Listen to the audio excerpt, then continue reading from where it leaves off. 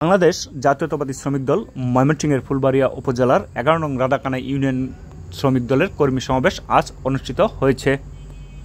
দুরদুরিয়া আলিম মাদ্রাসা মাঠে কর্মী সমাবেশে সভাপতিত্ব করেন উপজেলা শ্রমিক দলের সভাপতি মোহাম্মদ সেলিম মিয়া।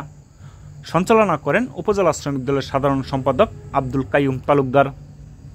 প্রধান অতিথি হিসেবে বক্তব্য রাখেন উপজেলা বিএনপির আহ্বায়ক আক্তারুল আলম ফারুক।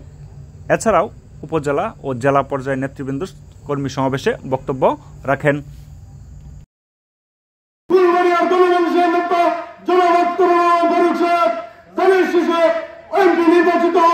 আমি আশা করি এই দুরদুরিয়া রাধাকানা অঞ্চলের যে সমস্ত কাজ বাকি রয়েছে, রাস্তাঘাট, স্কুল, কলেজ, ব্রিজ, বিশেষ করে এই মাদ্রাসা রয়েছে, এই সকল উন্নয়ন উনি করে দিবেন।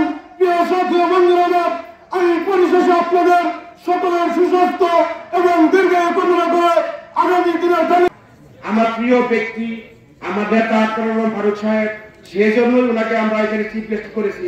এই ধারণাটা ভুল। মূলত আমরা যদি বিএনপি রাজনীতি করতে চাই, সেটা স্বেচ্ছাসেবক দল হোক, ছাত্র দল হোক, যুব দল হোক, শ্রমিক দল হোক বা মূল দল হোক, আমাদের অন্তরাকে লালন করতে হবে। আমাদের নেতা মরহুম প্রেসিডেন্ট শহীদ জিয়া রহমানের আদর্শকে লালন করতে হবে। আমাদের নেতা তারুণ্যের অহংকার জনাব তারেক রহমানের আদেশ নির্দেশ আমাদের অবশ্যই অক্ষর অক্ষরে পালন করতে হবে। তাহলেই আমরা বিএনপির আদর্শ কর্মী, আদর্শ নেতা। আপনারা এটা থেকে কি পরিত্রাণ চান?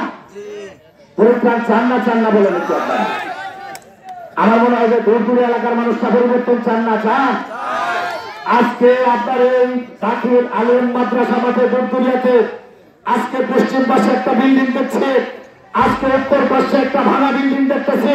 আমরা গত 15 বছরে এই রাধাকানা ইউনিয়নে কি উন্নয়ন হয়েছে, আজকের এই মাঠে আমরা এখানে বৈশাখ থেকে কিন্তু আমাদের এই চিত্রটা রাখবো। এটা পরিবর্তন দরকার নাকি? আগে অনেক এমপি আপনারা দেখছেন, আপনারা এই এমপি গুলো দেখে আপনারা কি সিদ্ধান্ত নিয়েছেন? আপনারা কি পরিবর্তনের পক্ষে না বলেন আপনারা?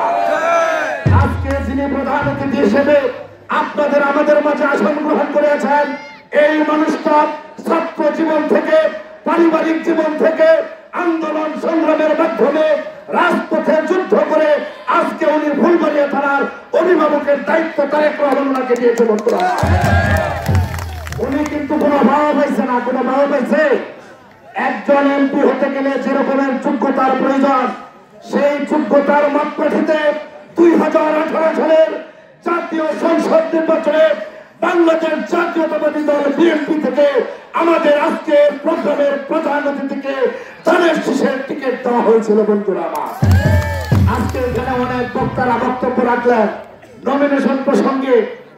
অনেক নেতারাই নাকি, আমাদের বিএনপির অনেক নেতারা নাকি নমিনেশন চান। নমিনেশন চাওয়ার অধিকার সবার আছে, এই কথাটা পূর্বের বক্তারা বলছেন। নমিনেশন চাওয়ার অধিকার সবার আছে। সেই নমিনেশন আমাদের প্রিয় নেতা তারেক রহমান, আমাদের প্রিয় নেত্রী বেগম খালেদা জিয়া 2018 সালে ফুলবাড়িয়াতে সিলেকশন করে আক্তারুল আলম ফারুক সাহেবের হাতে দিয়ে দিয়েছেন। পরিবারের অন্যান্য যারা সদস্য আছে, আপনাদের মা বোন যারা আছে, তাদেরকে সাথে করে নিয়ে যাবেন যেন তারা ঠিকভাবে ধানের শীষে ভোটটা দিতে পারে। সেকেন্ড হলো, আমরা হয়তো মনে করেছি যে আমরা স্বাধীন করেছি দেশ, আমাদের সামনে আর কোনো কিছু নাই, কিন্তু সামনে কিন্তু আমাদের জন্য অনেক কঠিন সময় আসতেছে। আপনারা মনে করেন না যে খালি রাস্তা, কিন্তু এই খালি রাস্তা না, অদৃশ্য একটা শক্তি, একটা দেওয়াল সামনে আমাদের সামনে দাঁড় করানো আছে। আমরা যখন খালি রাস্তা মনে করে দৌড় দিব, আমাদের কিন্তু দেওয়ালে আমাদেরকে ধাক্কা খেতে হবে। ধাক্কা খেলে আমরা আঘাতপ্রাপ্ত হবে। তো অতএব দেওয়াল ভাঙতে গেলে আমাদেরকে, আমরা যারা বিএনপি করি, আমরা যারা জাতীয়তাবাদী দলে বিশ্বাসী, আমাদেরকে ঐক্যবদ্ধ হতে হবে। আমরা যেন কোনো অবস্থাতেই বিভিন্ন ছোট ছোট গ্রুপে বিভক্ত না হয়ে আমাদের শক্তিকে যেন আমরা নষ্ট না করি। আমাদেরকে অবশ্যই এই জিনিসটা মনে রাখতে হবে এবং মানুষের সাথে ভালো আচরণ করতে হবে। আপনার হাতে একটু ক্ষমতা এসেছে, আপনি যদি মনে করেন আমরা সব কিছু পেয়ে গেছি, বিএনপি কিন্তু এখনো ক্ষমতা পায় নাই, ক্ষমতা আসে না। সামনে যে ইলেকশন হবে, ভোটের মাধ্যমে আপনারা যদি ধানের শীষে ভোট দেন তাহলে বিএনপি ক্ষমতা আসতে পারবে, অন্যথায় কোনো অবস্থাতেই বিএনপি কিন্তু এখন ক্ষমতায় না। অতএব সেটা চিন্তা করে আমরা যেন কোনো অবস্থাতেই মানুষের ক্ষতি না করি, মানুষের ধন সম্পদ প্রতি যেন আমরা লোভ না করি, মানুষের সম্পত্তি দখল না করি, মানুষকে যে অত্যাচার জুলুম বিগত আওয়ামী লীগ সরকার করে গেছে আমরা যেন কোনো অবস্থাতেই ওই ধরনের কোনো কাজ না করি। মানুষের মন জয় করতে হবে, আমাদেরকে যদি জয়যুক্ত হতে হয় মানুষের মন জয় করতে হবে। আমাদের মনে রাখতে হবে সমস্ত ক্ষমতার উৎস সাধারণ মানুষ, সাধারণ মানুষের ভোটেই বিএনপিকে ক্ষমতায় আসতে হবে। আপনাদের প্রতি অনুরোধ, আমার কথাগুলি আপনারা মনে রাখবেন।